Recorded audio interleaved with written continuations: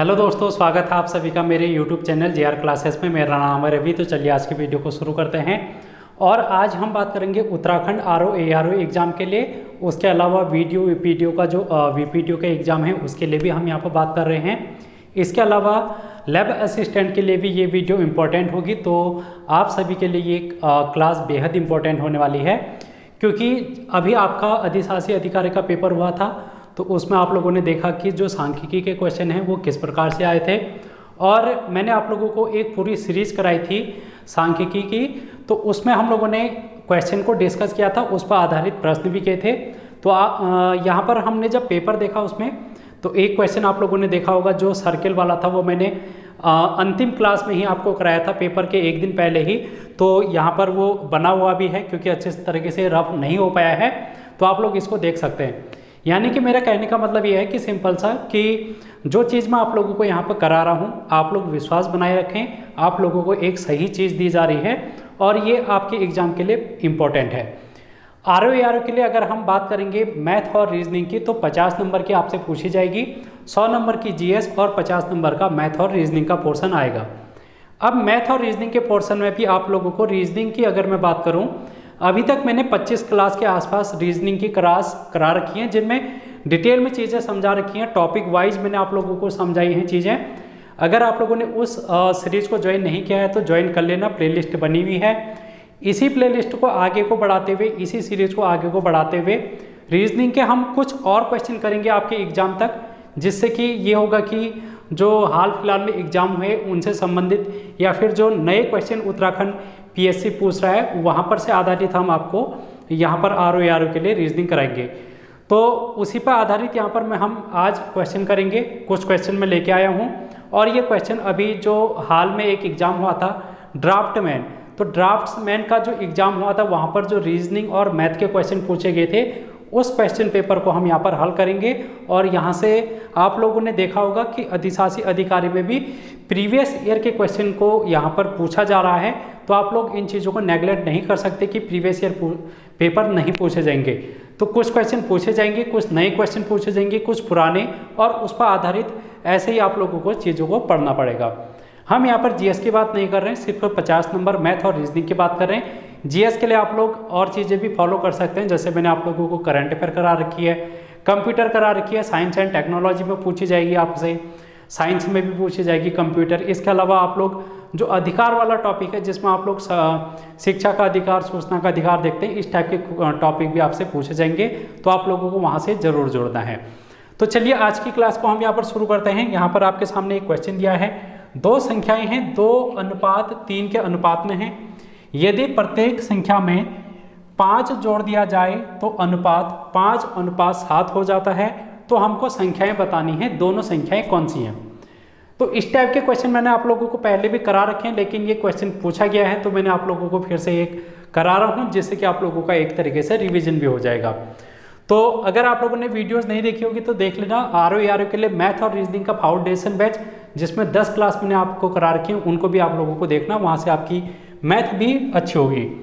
तो दो संख्याएं हैं, 2:3 के में अनुपात में है। तो पहली संख्या हम मान लेते हैं, पहली संख्या और दूसरी संख्या, ठीक है। तो पहली संख्या जो है वो 2:3 के अनुपात में है।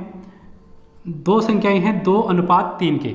जब भी हमको अनुपात कहेगा तो हमको ये मान लेना है कि माना वो संख्याएं 2x है और 3x है, ठीक है। पहली संख्या हम लोगों ने मान लिया है कि पहली जो संख्या होगी वो 2x होगी और दूसरी संख्या 3x होगी। ज़्यादा डिटेल में नहीं बताऊंगा, हम सिर्फ उस ओरिएंटेड से पढ़ेंगे जिससे ये क्वेश्चन हल हो जाए। तो आप लोग यहाँ पर देखेंगे, पहला जो अंक है, पहली जो संख्या है वो 2x है और दूसरी संख्या 3x है। अब क्या कर रहा है, यदि प्रत्येक संख्या में 5 जोड़ दिया जाए, पहली वाली संख्या में भी 5 जोड़ दिया जाए और दूसरी वाली में भी 5 जोड़ दिया जाए, तो अनुपात 5:7 हो जाता है। अनुपात का मतलब भाग। हम जब भाग विधि निकालते हैं अनुपात के लिए, तो उसी को हम यहाँ पर देखते हैं। तो इसका मैंने क्या कर दिया, भाग कर दिया, और ये अनुपात कितना हो गया, 5:7।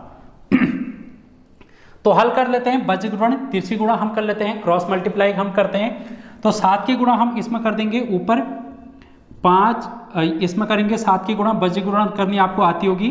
तो 7 से अगर हम गुणा करेंगे तो 7 दूना 14x प्लस 7 पंजे 35, तो ये आ गया लेफ्ट हैंड साइड।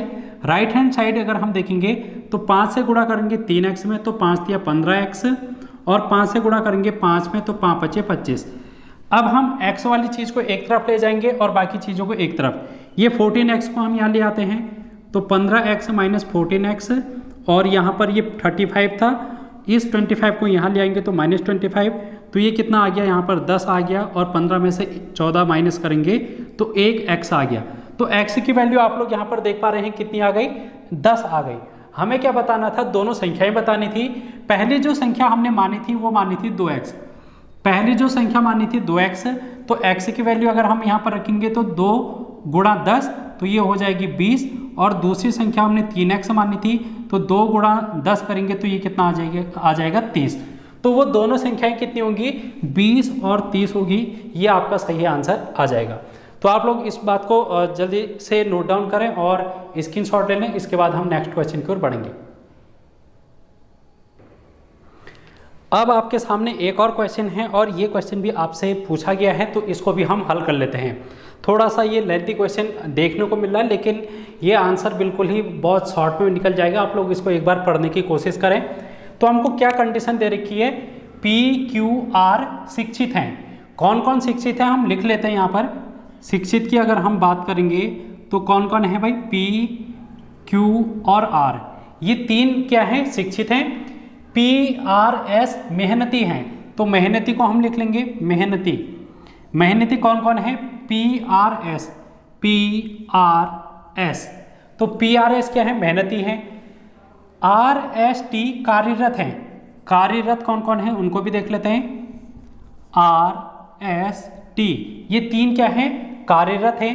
अब हम बात करेंगे PQST विनम्र है, तो विनम्र में कौन कौन आ जाएंगे यहाँ पर, विनम्र में आ जाएंगे P, Q, S और T, ये चार क्या हैं, विनम्र हैं। तो हमको क्या बताना है क्वेश्चन में, कौन शिक्षित है, हमको क्या बताना है, शिक्षित का बताना है, मेहनती का बताना है और विनम्र का बताना है।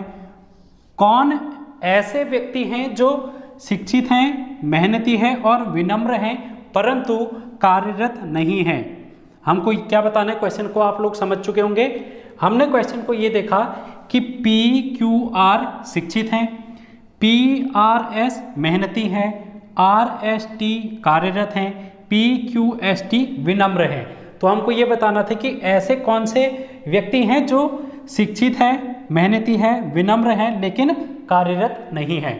तो हमको क्या ढूंढना पड़ेगा, हमको इसमें से ये ढूंढना पड़ेगा जो शिक्षित, मेहनती और विनम्र तीनों में हैं लेकिन कार्यरत में नहीं हैं। तो ऐसा कौन सा है आप लोग यहाँ पर देखेंगे। सबसे पहले अगर हम P की बात करेंगे तो P शिक्षित में भी देखने को मिल रहा है, मेहनती में भी देखने को मिल रहा है और कार्यरत में नहीं देखने को मिल रहा है और विनम्र में देखने को मिल रहा है। तो P तो हमारा आंसर हो गया। क्या P के अलावा भी कोई और आंसर हो सकते हैं, देख लेंगे, चेक कर लेंगे। Q की अगर हम बात करेंगे, Q यहाँ पर है, शिक्षित में है, Q बिल्कुल है लेकिन यहाँ पर मेहनती में नहीं है। हमको तो मेहनती भी बताना था तो Q आंसर में हमारा नहीं आएगा। अब R देखेंगे, R यहाँ पर भी है, शिक्षित में, मेहनती में भी है R और कार्यरत में भी है R।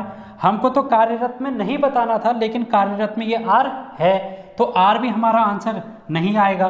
तो सिर्फ और सिर्फ आंसर क्या आ जाएगा, एक व्यक्ति आ जाएगा जो कि P व्यक्ति है। और ये P व्यक्ति क्या है, शिक्षित भी है, मेहनती भी है, विनम्र भी है लेकिन कार्यरत नहीं है। तो इस टाइप के क्वेश्चन भी आप लोगों से पूछे जा रहे हैं। आसान सा क्वेश्चन था, P इसका आंसर सही हो जाता। तो अब आप लोग इसको स्क्रीनशॉट लेंगे, इसी टाइप के क्वेश्चन को आप लोग करेंगे घर पे। इसके बाद हम नेक्स्ट क्वेश्चन को करते हैं। अब देखो, इस टाइप के क्वेश्चन भी आपसे पूछे जाते हैं। समीकरण दी है, इस समीकरण को हल करना है और चिन्हों को परिवर्तन करना है, इसको मैं समझाऊंगा। और इस टाइप के क्वेश्चन भी मैंने आप लोगों को रीजनिंग में कराए हैं। इसी सीरीज में अगर आप लोग फॉलो करेंगे तो इस टाइप के क्वेश्चन भी आप लोगों को बहुत देखने को मिलेंगे। मैंने एक क्वेश्चन नहीं बल्कि पूरी क्लास ही इसी टॉपिक पर आधारित आप लोगों को बता रखी है। तो आप लोग यहाँ पर देख पा रहे होंगे कि हमारे पढ़ाए हुए क्वेश्चनों में से भी आप लोगों को यहाँ पर प्रीवियस ईयर में देखने को मिल रहे हैं और आने वाले एग्जाम में भी देखने को मिलेंगे।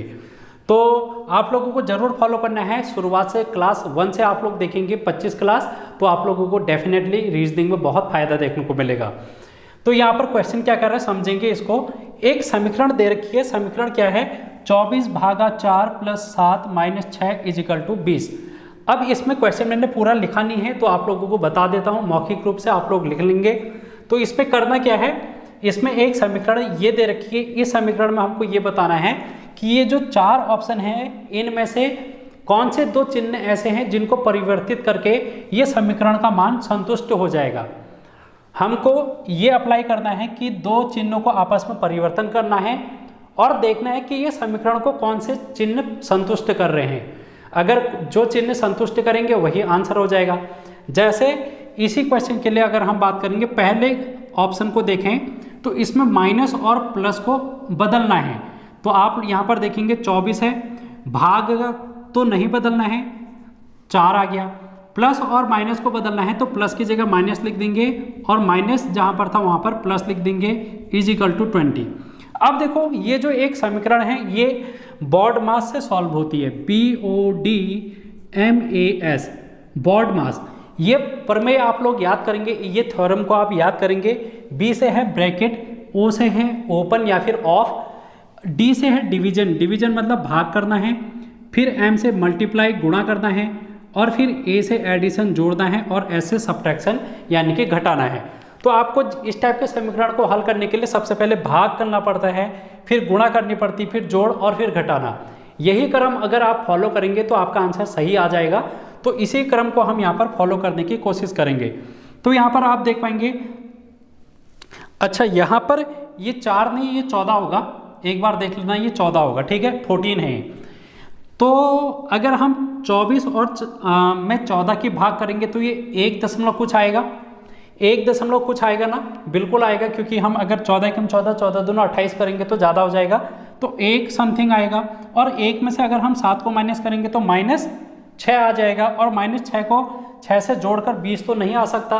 तो हम ऐसे लॉजिक लगाएंगे और पूरा हल नहीं करेंगे, क्योंकि वहाँ पर हमारे पास इतना समय नहीं होता है। हमको अपने थॉट को, अपने जो प्रैक्टिस है उसको अगर आप ज़्यादा मजबूत करेंगे तो आप लोग आसानी से कर ले जाएंगे। तो ये पहला ऑप्शन तो नहीं हो सकता भाई। तो सेकेंड ऑप्शन की ओर बढ़ेंगे, ये रहा सेकेंड ऑप्शन, भागा और इक्वल टू का हमने चिन्ह को बदलना है। तो सेकेंड ऑप्शन में अगर हम देखेंगे 24 वैसे लिखा, भागा की जगह हमने इक्वल टू का साइन लगाया, और फिर 14 + 7 - 6, और इक्वल टू की जगह हमने क्या लगा दिया, भागा 20। अब आप यहाँ पर देखेंगे हमने क्या करना है, सबसे पहले भाग करना है, और भाग किस किस की करनी है, -6 और 20 की, 6 और 20 की भाग करनी है। तो आप लोग यहाँ पर देख पाएंगे, अगर आप लोग इसकी भाग करेंगे तो ये पॉइंट में आएगा, किस में आएगा, पॉइंट में आएगा, और पॉइंट में जब आएगा तो 14 और 7 21 हो जाएगा, और 21 में अगर हम पॉइंट जोड़ भी देंगे तो 24 नहीं आएगा।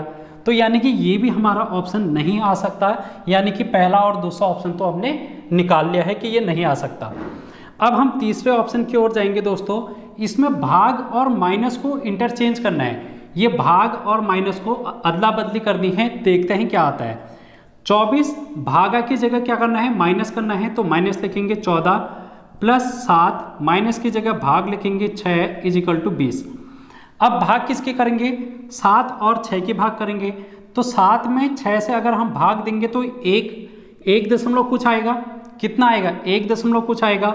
और यहाँ पर अगर हम 24 में से 14 माइनस कर देंगे तो ये 20 के आसपास तो नहीं आ पाएगा, तो ये भी हमारा आंसर नहीं हो सकता। तो इस तरीके से हम इसको एलिमिनेट करेंगे। अब हम अपने चौथे ऑप्शन की ओर बढ़ेंगे। चौथा ऑप्शन क्या कह रहा है, प्लस और भाग को बदलना है, जहाँ पर प्लस है उसको भाग करना है और भाग की जगह प्लस। तो 24 भागा की जगह प्लस, और फिर यहाँ पर प्लस है, प्लस की जगह भाग कर देना है, तो हम यहाँ पर भाग कर देते हैं, या आगे जाए 7 -6 = 20। बाकी और चिन्हों को नहीं बदलना है, इस बात को आपको बहुत ध्यान देना है कि उन्हीं चिन्हों को परिवर्तित करना है जिनको कहा गया है, बाकी और चिन्ह वैसे ही रहेंगे। तो आप यहाँ पर देखेंगे सबसे पहले भाग करनी है, तो 14 में 7 से भाग करेंगे तो 2 आ जाएगा, तो हम लिखेंगे 24 + 2 - 6 = 20। अब यहाँ पर देखो 24 में 2 जोड़ेंगे तो 26 आ जाएगा, और 26 में अगर 6 माइनस करेंगे तो 20 आ जाएगा। यानी कि समीकरण संतुष्ट हो गई इस ऑप्शन 4 से। ऑप्शन 4 से क्या हो गई, समीकरण संतुष्ट हो गई और हमारा आंसर आ गया। तो ऑप्शन डी इसका राइट आंसर हो जाएगा। इस टाइप के क्वेश्चन भी आपसे पूछे जा रहे हैं, तो आप लोगों को ध्यान में रखना है और इन चीज़ों को आप लोगों को सीखनी है। अगर आपको कोई भी डाउट होता है, टेलीग्राम चैनल को आप लोग ज्वाइन करके वहाँ पर से पूछ सकते हैं। तो आज की वीडियो में हम इतना ही डिस्कस करते हैं। नेक्स्ट वीडियो में ड्राफ्टमैन का जो और क्वेश्चन है उनको भी हम आपके सामने लेके आएंगे, क्योंकि आज हमने कुछ ही क्वेश्चन को डिस्कस किया है। तो एग्ज़ाम तक और भी क्वेश्चन को आपके सामने से लाऊंगा मैं, और आपकी प्रैक्टिस को और बेहतर कराएंगे। तो आज की वीडियो में इतना ही, मिलते हैं नेक्स्ट वीडियो में। Thank you so much.